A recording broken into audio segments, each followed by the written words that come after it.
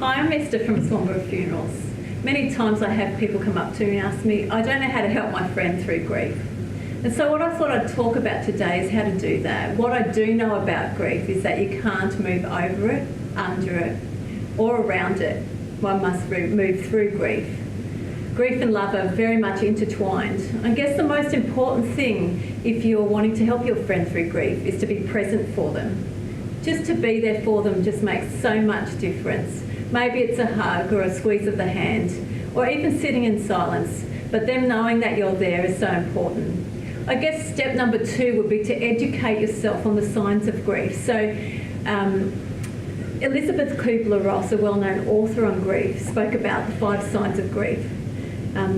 Depression, bargaining, acceptance is the last sign, and there are other signs to have a look at as well. So if you can get online and just have a quick look at that, those things can certainly help you dealing with a friend.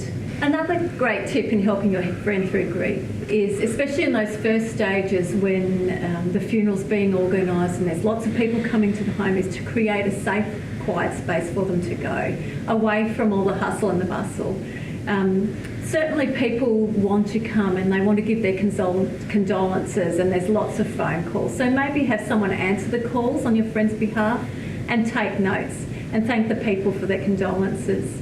And your friend will be able to go in and out of the busy room, but be able to say, stay safe in a quiet room. Another really important tip is to offer or to organise others to give practical help. That might be mowing lawns, doing dishes, organising food. Those practical things certainly help a family in their time of grief. Most importantly is to mention the name of the deceased. Don't be afraid to mention the person's name. Maybe get out photo albums.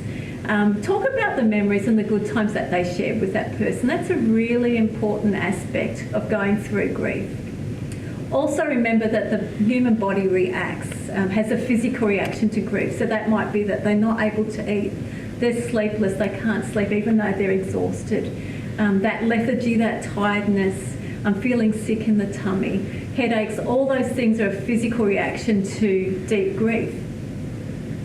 Remember though that after the funeral, after a few months even, the phone calls stop quite often and the people stop coming around. They're going to need someone there for that long journey, and if you're a good friend, just be there for them. And probably lastly, but importantly as well, if they're really struggling, my advice is always to get them to a grief counsellor. Find someone that they can connect with to get that professional advice. Hope these tips help you. Thank you.